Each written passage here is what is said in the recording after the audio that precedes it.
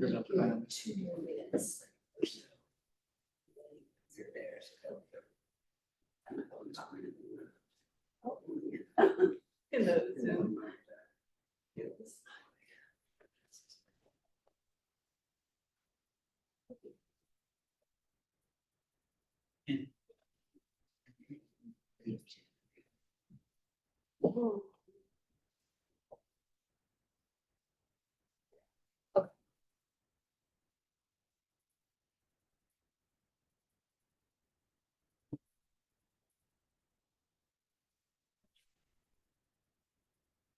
This is my first time.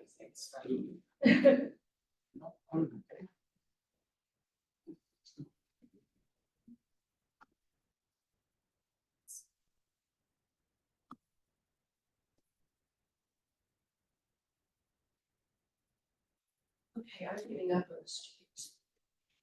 So we should begin. The sign outside. Okay. All right, so we're going to get started. And are we recording? Yes. Oh, hello, everyone. I'm Margaret Scott. I teach here at NYU, but I'm also one of the founders of something called the New York Southeast Asian Network, which is we're delighted to sponsor this event today.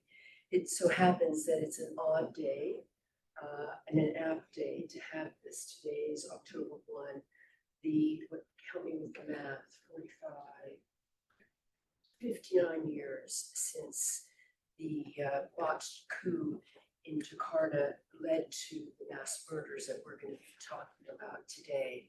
And just very quickly, I'd like to do a very short introduction and then hand it over to Aldo and Joe. I'm not going to go through the history because they will. I'm just going to tell you that we're delighted and honored to have Papabejo here. He is a survivor. He was a political prisoner, suffered a lot, and was part of the whole over 1 million people stigmatized and suffered because of being labeled as affiliated with the Communist Party, and then had to live with the 32 years of Suharto era, where the latent threat of communism was such a potent way of silencing everyone. So it has been an uphill battle in his work, and he's the head of the Yayasan Tangkuban 1965, which has done a great deal of work to help survivors and also map those who were killed, so there's a record of the atrocities. And without further ado, I'm going to go to Aldo, who has been wonderful in doing very interesting work. He's a PhD student in Chicago, University of Illinois. Come on in, everybody. I got started, but I'm glad you're here. Please take seats. Great. There's some of the wonderful Indonesian students at NYU and a student union. So welcome, everyone. I've just been introduced, didn't miss much, except that it's an apt day or a sad day to have this event. And Aldo is working on his PhD, and he's an archaeologist by training, just really fascinating. And he'll tell us how he got involved in this project and his contributions to the great work that Papabejo is doing. So over to you. Thank you for coming. Thanks everyone for being here. Good to see their faces and like Margaret said, it's almost 59 years today. So part of the work that Papabejo has been doing is in memorialization of the event, tragedy. This is a part of the memorialization event as we're sitting here right now. Listen to his stories, his testimonies. Quick trigger warning, we're going to be talking about some heavy stuff, genocide, violence, torture, death, and trauma. I won't be showing any pictures, but if it gets too heavy, if it gets too difficult, free to. I want to start the talk today by playing a little clip that colleagues of ours produced. We're producing a documentary work which has been doing and several other groups across Indonesia. So it could serve as a way to contextualize this stuff a little bit.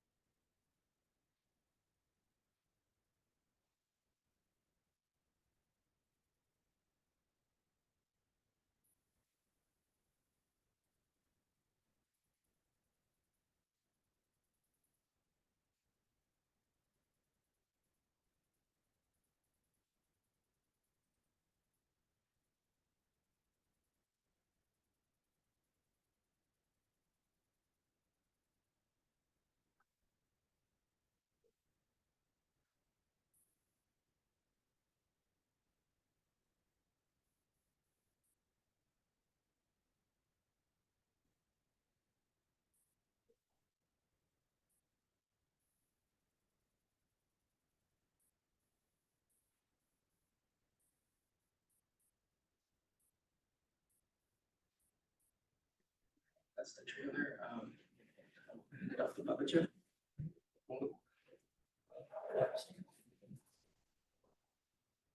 Okay, thank you very much, all of the viewers. Yes, please also join via Zoom. As now already introduced that my name is Beche Untung.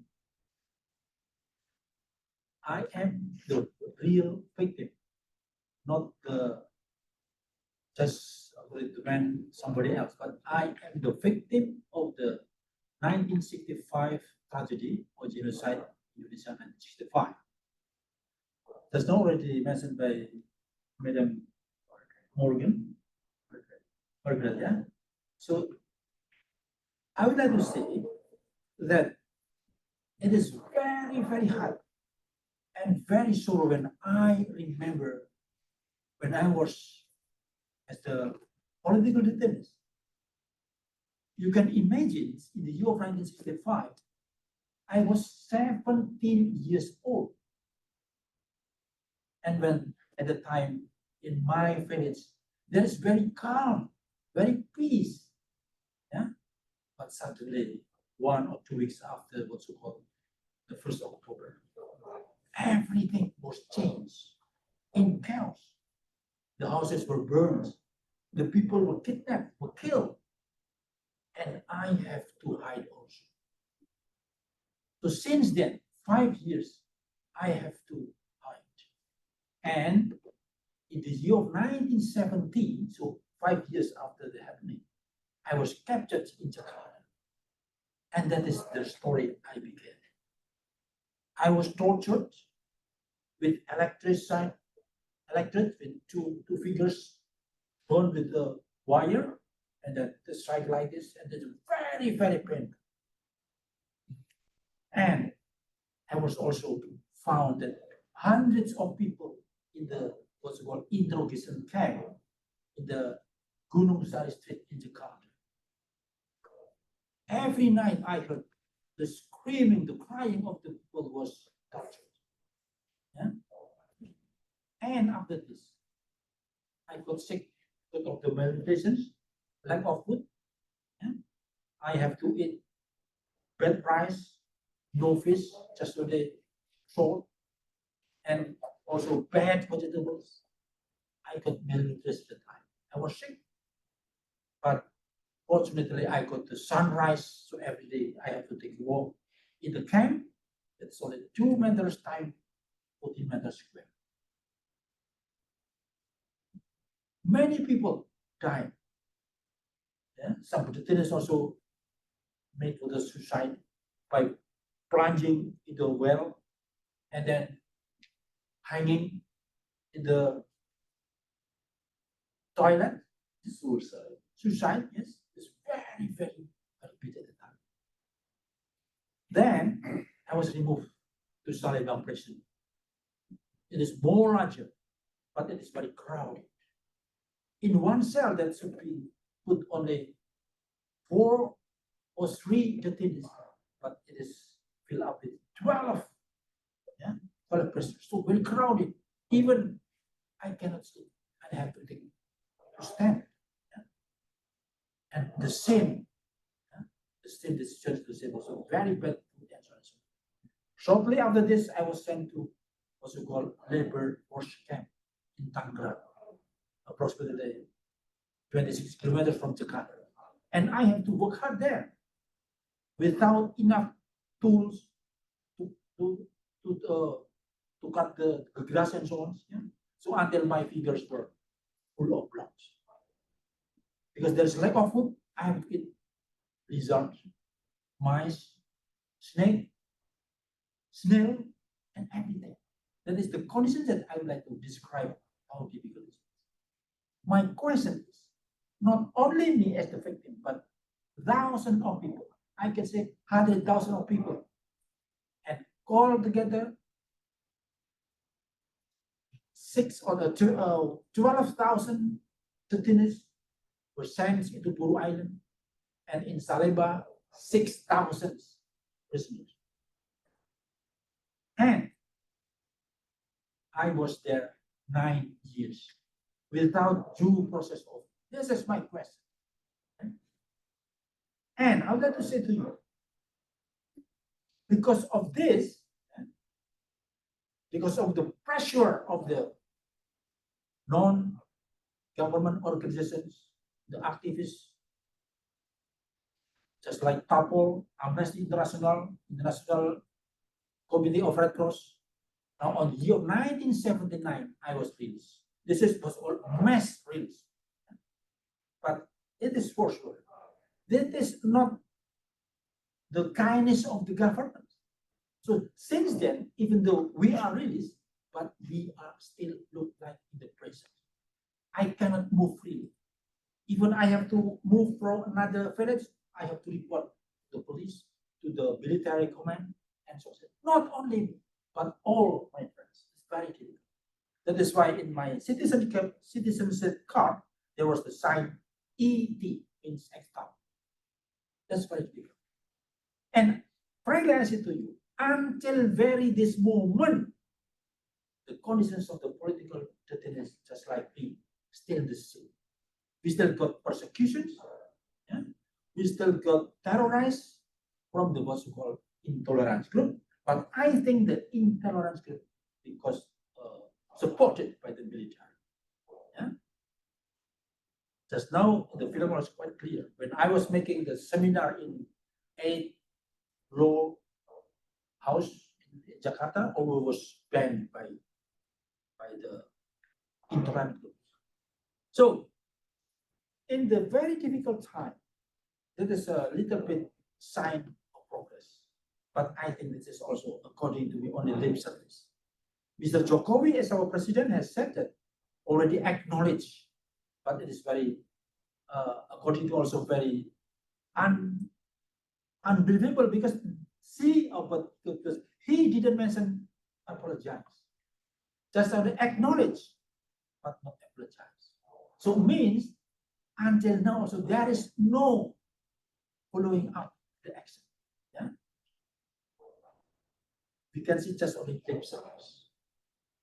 That is why, moreover, now the conditions of Indonesia is very difficult. After Jokowi, the what's called Prabowo Subianto is supposed to be the actor of the human rights crimes against humanity in Timor-Leste, also in Jakarta, the kidnapping of the Sudan become the president.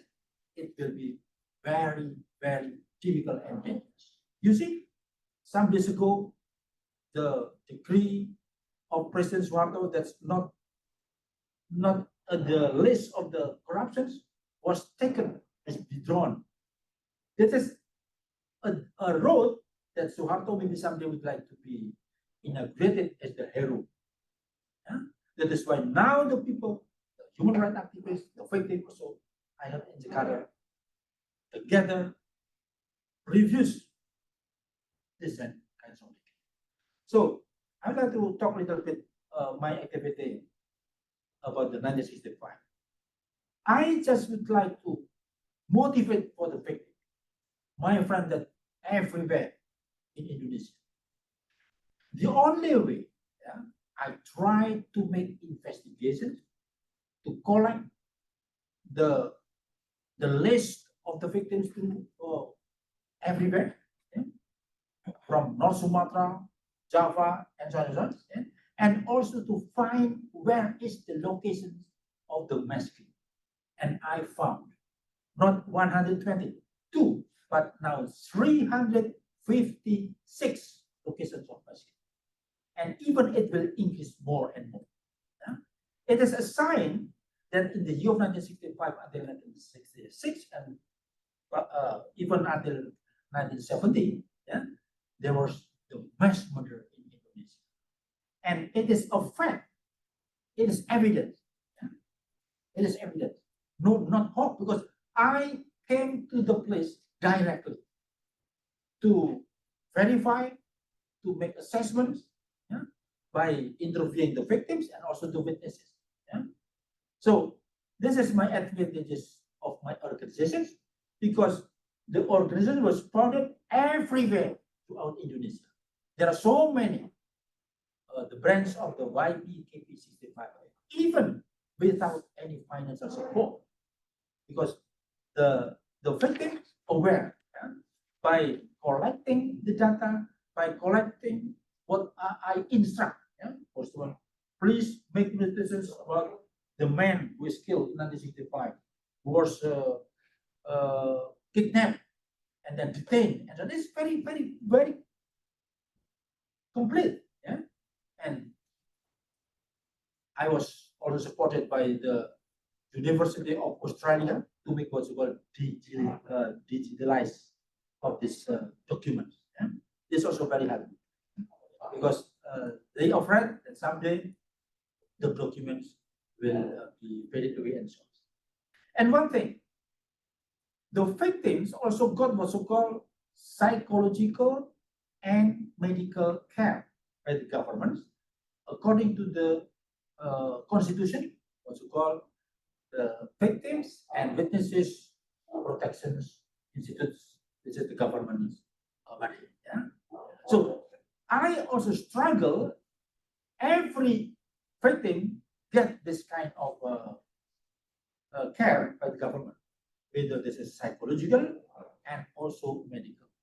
And this little bit enlightens the burden of the victim. But now, one by one, the victims will die, and then also in sickness, and then also very difficult in life. So that is my struggle. Even though very small thing, I try to motivate for the victim to get what's called the letter as a certificate from the National Commission of Human Rights that the one is really the victim in order to get the medical care by the government. So I think later please you ask me, but in this case, I would like to mention that what happened in 1965 is actually the orchestrated by the what you call the United States, the United Kingdom, the Germany, in order to topple down Sukarno, and in order to topple Sukarno, then the what's called Indonesian Communist Party will be crushed. So this is until now that is we can say the source of the problem.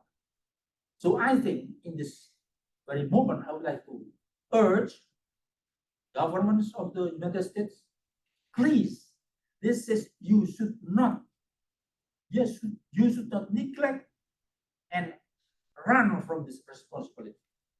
Please, because we are as the victim, as the martyr. Yeah, I have know nothing about the politics at the time, but the victims are everywhere, and now in the various institutions. The West country, including also United States of America, that's got already advantages by the toppling down of Sukarno. But for us, for the victim, lost everything. Lost time. I have no time to study. I have lost many things. Yeah? So please, in this case, because the time is already 56 years, I think the time should be recognized as we have to acknowledge, yeah? Especially the world should know that the victims in Indonesia is very, very difficult.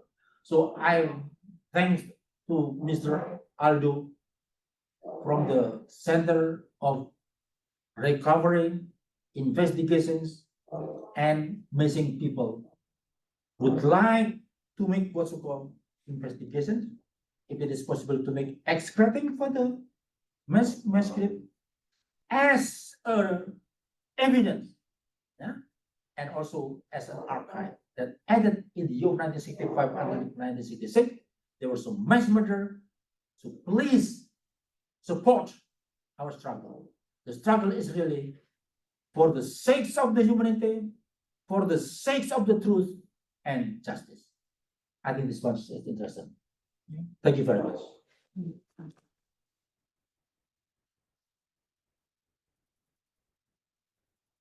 I'll just follow up very quickly with some of the work that we did over the summer. As Papa Joe has spoken already, these mass graves hold a really key critical place in the case that we're trying to push forward here. But as you saw in the trailer, it was very much repeated, right? Because the existence of these mass graves were absolutely not acknowledged. It's only known mostly through oral histories, and we're living in this kind of really endangered time period, and the key holders of those knowledge are aging out. So the work that Papa Joe has been doing for the last 20 years is very much critical in that sense. So when I met Papa Joe only earlier this year, we met through a friend of a friend, which is kind of funny how life works, and we started talking about archaeology and the role of archaeology in contributing to conversations about transitional justice, especially in the context of 1965. And there's a lot that we can do for the obvious reasons, the forensic investigations into the mass graves and stuff. But that's not the kind of work that we can do yet, unfortunately. For the most part, because there's in order to turn these graves into legally admissible evidence, we need to do things right, and getting a permit to do those exhumations are just about impossible all the time. So the work that we can do now are mostly limited to phase 1 archaeology, right? That's mostly mapping and survey work above the ground and remote sensing. So gotta wax poetic a little bit here. I think of this work as mostly mapping methods, right? But what does that mean, and what is it supposed to do? What does turning this, which is a gravesite in Pati, as the same one, into something like this, what does it actually do?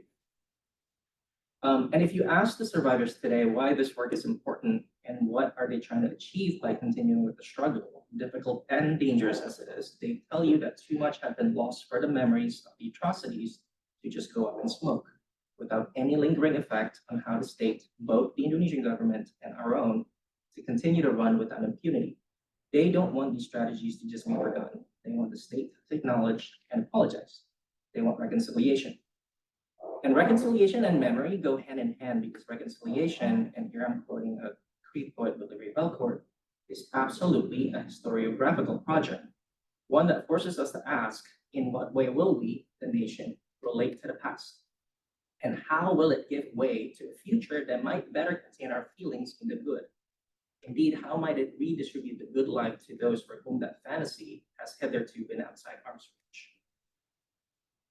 As we were walking around central Java this summer trying to identify these grave sites, I realized that in some places, the only material reminder of these events are sometimes just a pile of rocks in the middle of a cassava plantation. The eyewitnesses passed, and the only thing separating the bodies buried underneath and from being completely forgotten are just these piles of rocks that you see, and many have since passed.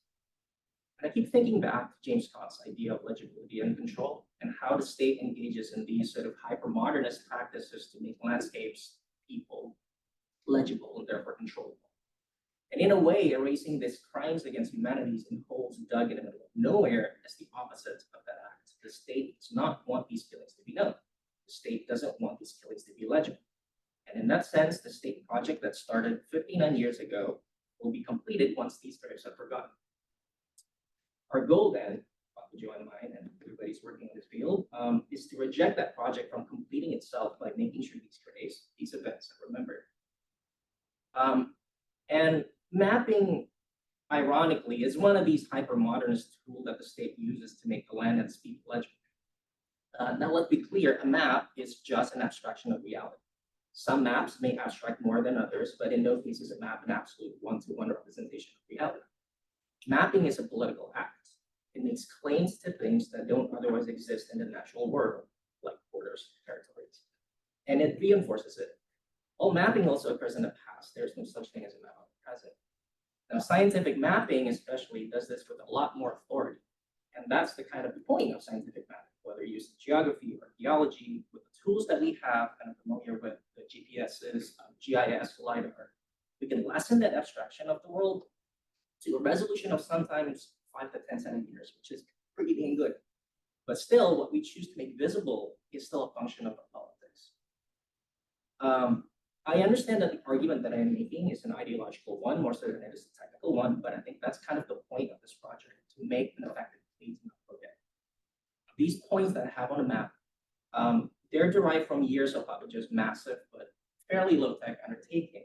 This is the most comprehensive list of mass grave locations that we currently have. They're only accurate to the village level, and the work that I'm trying to do is to rectify that site by site. But I also want to point out that even these most basic representations, these dots on a map, they have power. Power to remind people that these survivors and their stories are still out there. And it's our job to listen and remember. Thank you.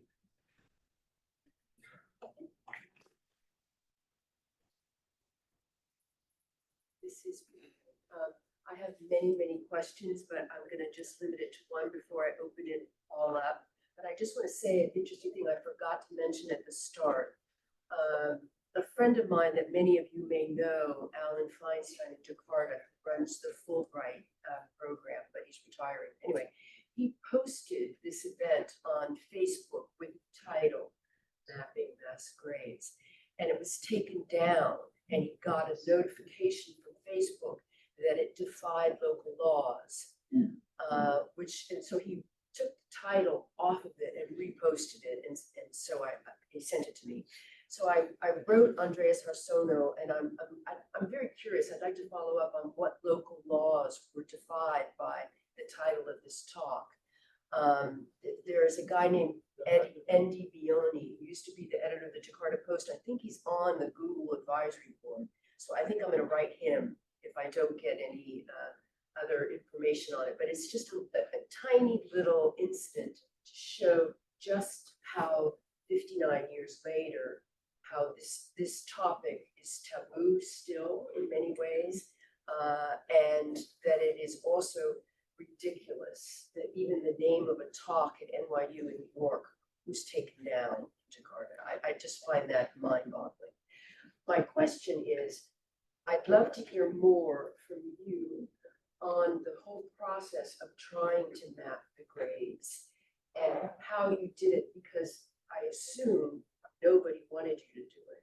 So what kinds of obstacles did you, there was a documentary made that I saw years ago of actually local villagers stopping people looking for mass graves. So it's a very contested area. So how did you do it? And I want to know more about the possibilities of getting permits. How would you do that? Those are my questions. And I'll open it up. We have an online audience too. Okay, let me answer that. Yes, thank you very much. As I have mentioned, you just know that the advantages of my organization is that we have many branches all over Indonesia. Yeah? And the voluntary comes from the victim themselves. Yeah? The victims and the family, even also the young man, yeah? The family of the victims. So when I met the victims in every village in Indonesia, especially Sumatra and Java, yeah, I was welcomed, very glad, and to give information about the locations, because in this case, when I came to the victims, the first of all, I just would like to make an interaction. Yeah, I would like to motivate. Please don't give up. And then, because of there is a space of time, I have to be shown by the victim that there are so many locations, and then the Yovnan Institute was as an execution area. Yeah.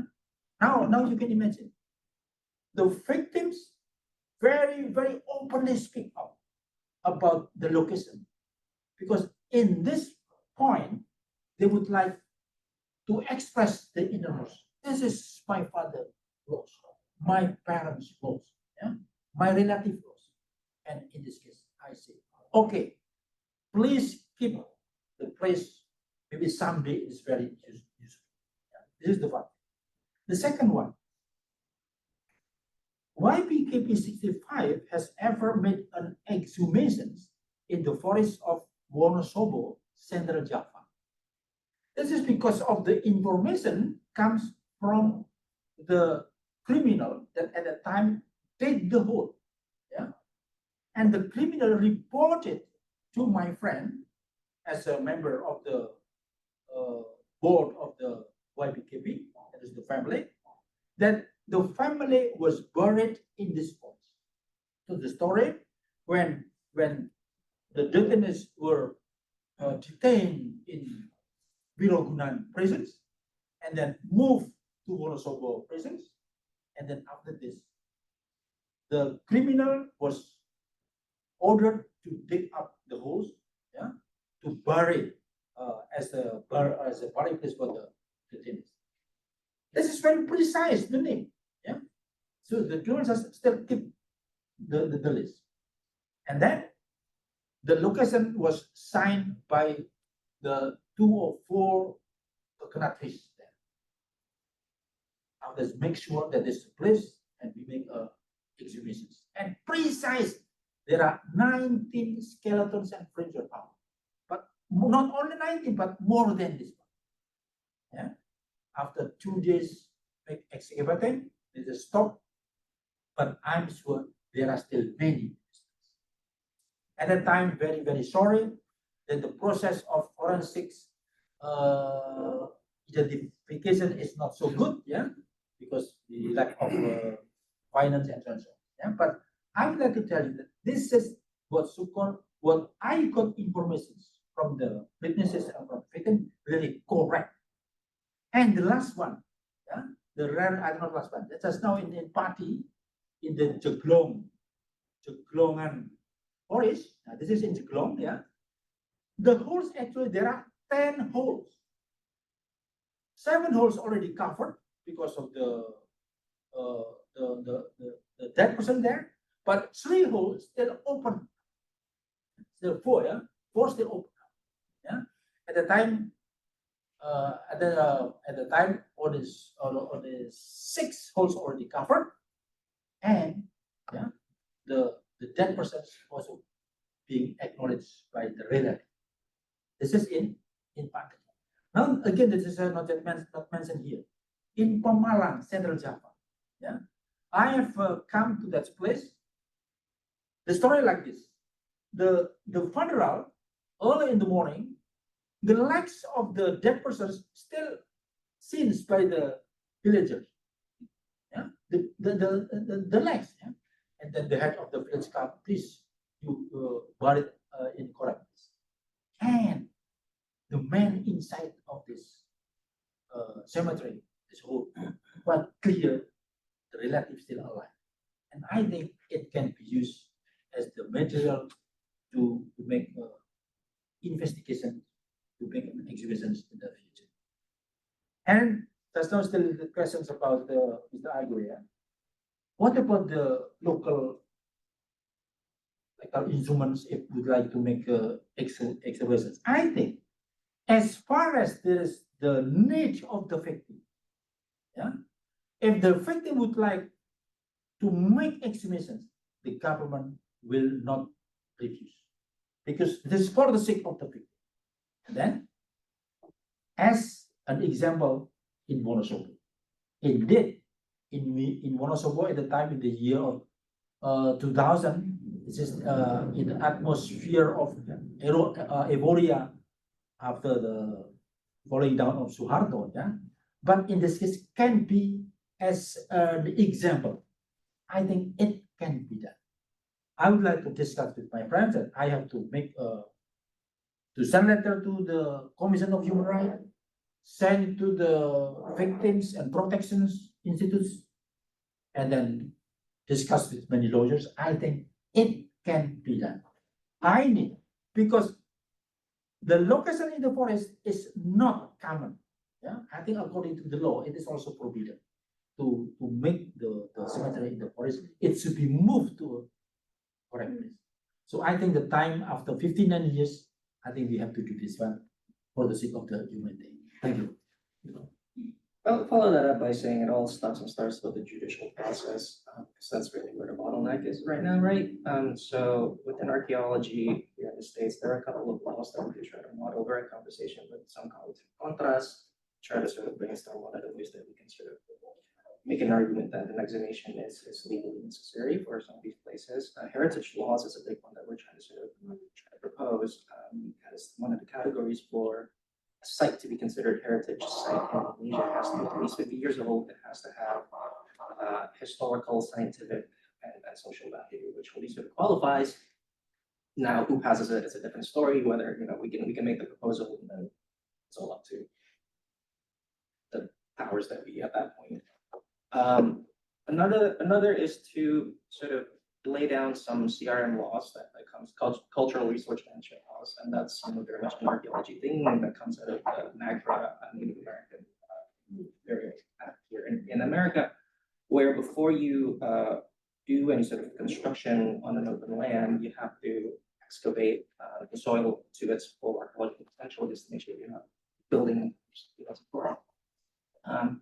That case, the case of Rumah Gedong in Aceh, earlier this year, Yes, the where, case, where they exhumed, what is it, about 8 or 9 individuals from a human rights abuse case that they're building a living memorial out of, but some mosque and whatever, and completely erasure of the tragedy that happened there.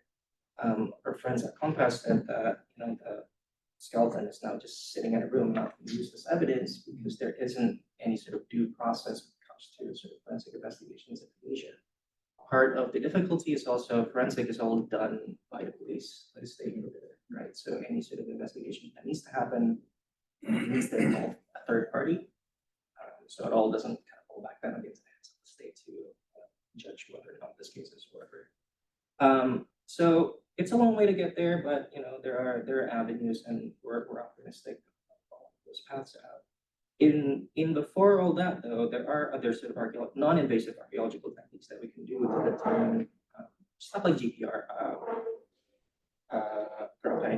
penetrating radar, sort of send this instruments, shoots down radio waves down the ground, and tells you that there are disturbances that's consistent with, the signatures of mass graves elsewhere. Those techniques have been done in Cambodia, in, Rwanda, and a bunch of different places. The context of the burial is different. And this is actually kind of an archaeologically interesting one. We might be stretching the limits of the instrument's capabilities in this one. It's a small grave, it's 3 by 3, but it extends all the way 9 meters down. But Jesse, who you saw over there, he was about 16 or 17. He was working at a rubber plantation when he was forced to dig a hole for the burial. They wanted a 15-meter deep hole. These guys ran out of breath by 9. So 9 is all they got. And 9 is really deep, guys. It's about 5 stories, And so on the way there, they had to break a bunch of, karstic limestones that kind of pulleyed up. And they deposed about 40 to 43 bodies there, covered it with the limestone, or they buried it in the topsoil again. So I don't know if these instruments could go down 9 meters deep, and that's just something that there's kind of no precedence or study. So that might be the work that we're limited in doing, but even then we can say a lot about it without executions. Please.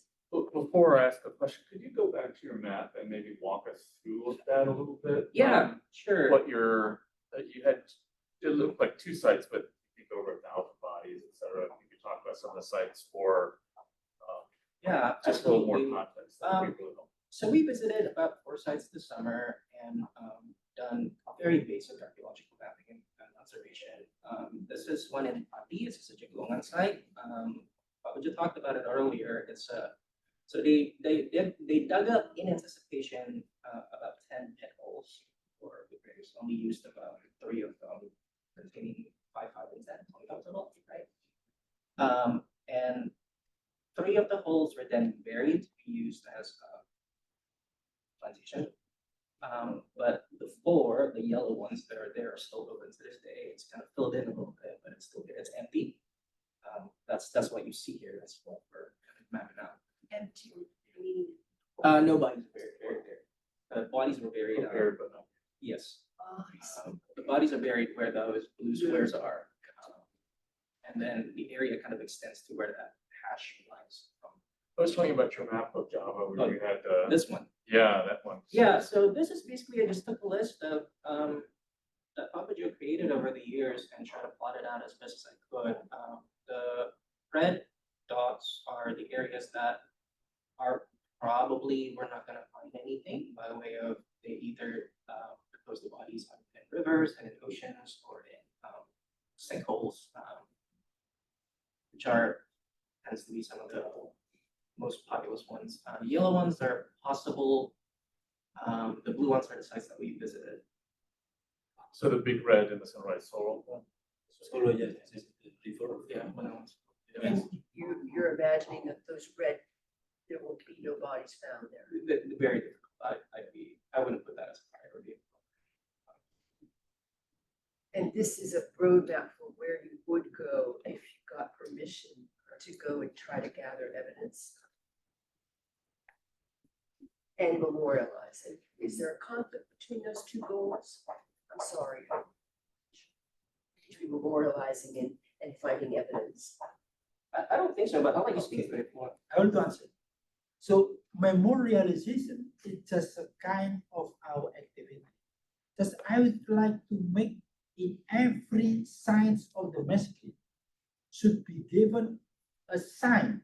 This is what's called memorization. So apart from the exhumation, this is the simple way to give a sign in every site of the massacre.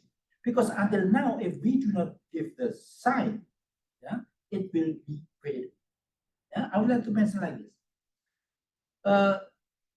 In Central Java, especially, for example, in Boyolali, it is quite clear there is a mass grave in the center of city, what's called Sonolaju. a part of the place, there are 200 victims were there. And I got this person very clear. And if somebody is exhumed, must be there. Yeah? This is must be clear. But in Solo, what's called the bridge of Bacem, yeah, and it's very difficult because all the dead person was thrown away to the river and they will go until the ocean. And also in Yogyakarta, in the next coming days, I would like to make a praying there.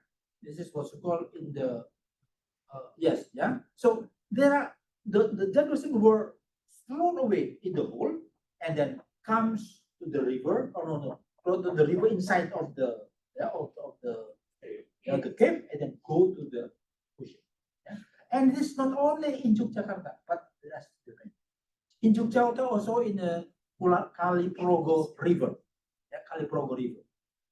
So the dead persons were stood down and then run away through the water until the ocean. That is very difficult.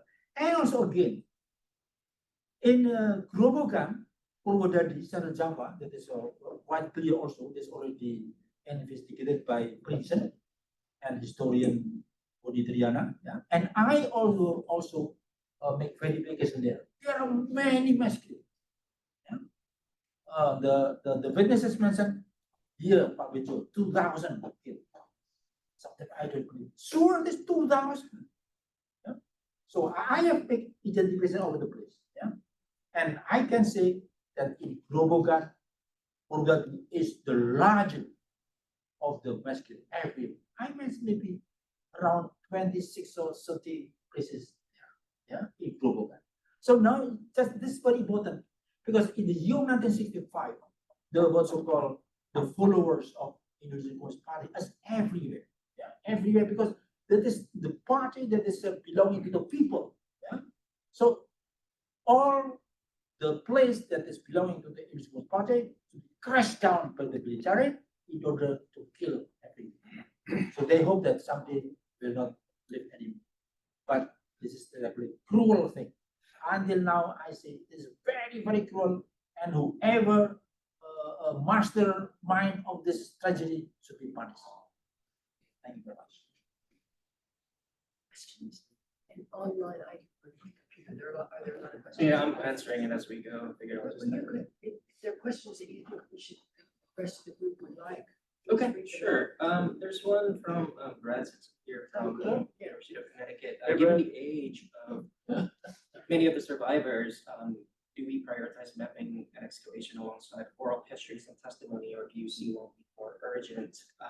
They go hand in hand, fortunately, and that's why part of the documentary kind of works really well too, as a both visual medium, as an archival kind of method. As I do my work, I also have the stories because the questions that I ask as an archaeologist, the questions that he asks as an other are two completely different questions sometimes, and I try to get more information on the site itself, how it was formed, what has been done to the site. A lot of these sites, at least in Pati at the time of murder, they were buried in Hutani teak forest teak plantation, and teak is amazing for preservation because you plant that and leave it alone for about 40, 50 years. So all these sort of archaeological signatures that you see or that you look for mass graves, these are, how do I say, concavity on the ground because you plant you bury bodies in there and the bodies decompose and the soil is down eventually. That gets preserved in teak plantations. Except after 1998, post the economic crisis, post Suharto falling down, the villages around try to recoup some of the economic loss by kind of illegally deforesting the teak trees and planting them. And then they shift the crops into sort of more intensive sort of stuff like corn, like cassava is a big one. And that does completely different things to the site, right? It turns the soil very quickly. You plant cassava, you harvest it 2-3 times a year, and it brings the soil up and all kind of stuff. So I think as he's doing his memorialization project, I'm there present to sort of ask different kinds of questions. So those two projects I think go hand in hand. And it synergizes really well too. So we don't need to sort of prioritize one or the other. Thank you, Brad. There's one, this is probably for you, what are you most concerned about with the new incoming presidential regime? Well, I think, as you know, that Prabowo is supposed to be the intellectual actors in the mass grave in Timor-Leste, and also as the actor intellectual in kidnapping the students in Jakarta, yeah, the activists of human rights.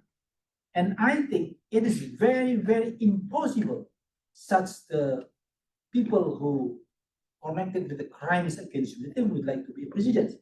I think he must be what's it called, not for the sake of the victim, but for the sake of the perpetrators. So I think in the future I feel very, very sorrow, and I cannot expect what will happen in the coming times to come. Yeah? But now already a signal that the activists, if would like to make a discussion, also already banned. Yeah, I think 2 days ago, even though the activists not belonging to the left activists, but they are banned by the intolerant group, but I think also by order of Mr. Prabowo.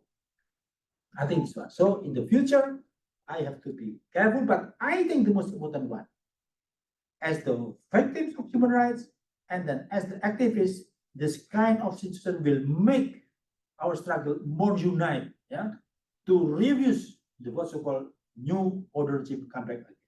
This is the point. Any other questions?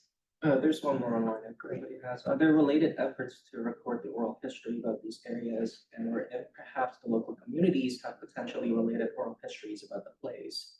I have heard a lot about haunted rivers, and I've heard it may be euphemism for mass grave. Yeah, I think, there's a scale issue with the work that we're trying to do here, right? Like I'm one guy and he's one guy, and he's got his network of people and all that kind of stuff, but most of the systematic sort of effort in trying to record some of this stuff comes from one source. I just started doing this work, and the first thing that I realized is that we have a massive scale problem here. So I think going forward, the work really is this, but also capacity building to try to equip somebody who's local to these communities to be able to sort of contribute to their own memorialization efforts and archival sort of efforts, and even recording some of these sort of archaeological signatures. It doesn't take a PhD to do it; it just takes some technical training. So that might be where work is, honestly. With regards to the haunted rivers, yeah, that's absolutely a thing, right? Like these sites of healing becomes kind of situs angkara. Even in the whole party that we were in, I laugh because when I got there are kind of material evidence of stuff on the ground, incense, little coins, and that kind of stuff. Turns out people are kind of praying over there for lottery numbers. Okay. So these sites kind of live its own life, right? It becomes kind of its own thing. It becomes, a spooky place. It sort of contributes to local lore about hauntings around an area, so yeah. So that's one thing. Can I follow up on that? Yeah, sure. So, you see this in Java also back in the late 19th century. There's a whole, actually, sort of even early 19th century, if you say want to map out the Kraton, it's not a map, a physical map of space, it's a map of where it's called Sarandanyaman, so where all the Danyan lived, and that's how you know the space that you're in. And then there's this sort of transformation through time. By 1920s, there was a project out of the Kraton to find all these the Bapusak places that were used to be powerful and now are dead somehow, but they aren't all dead, right? So you're onto something with this mapping that's really important, but a huge part of, say, Central Javanese mapping is actually these things that you're talking about. And so I'm wondering if you do these things, if you have some sort of plan to actually not just treat those stories as ephemera, but to actually sort of really record them in some ways, even quickly. Like, how do they think about that? In my little town, my little village in Seoul, I was told not to walk on a certain path at night because, Yeah, no, that's absolutely a fascinating suggestion. I believe we're early enough in this process. Yeah, it's great. Any other questions? Because I think we need to sadly wrap up, but one thing I wanted to ask is, can people access Memorial?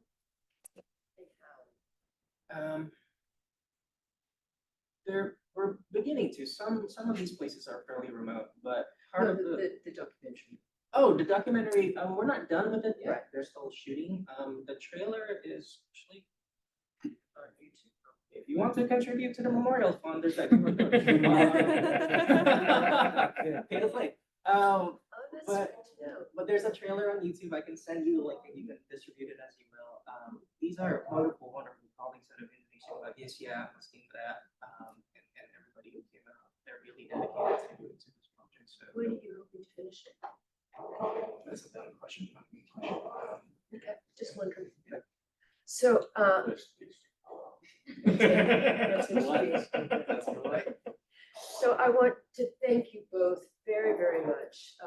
It is such an interesting project, and I wish you all the luck in the world with it. Thank you.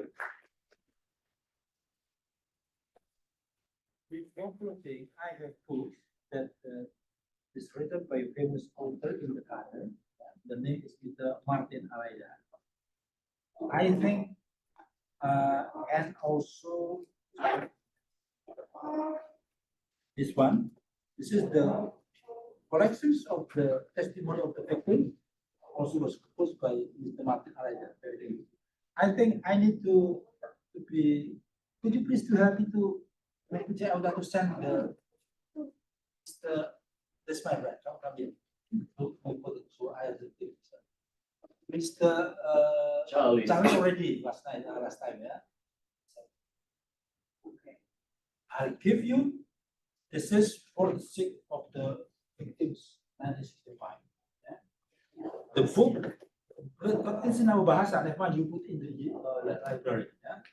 This ticket. Yeah. This one, God crying because of the 1965. Yeah. This voice. Yeah.